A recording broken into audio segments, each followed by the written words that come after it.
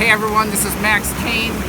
In this video tutorial, you are going to learn how to eat raw butter in a mountain stream waterfall. And you're going to need a couple things to do this.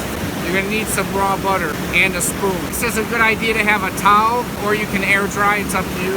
What you're going to need next is a mountain stream waterfall. We have our mountain stream waterfall. There's white water, so I don't know exactly how deep it is. You might see a fall.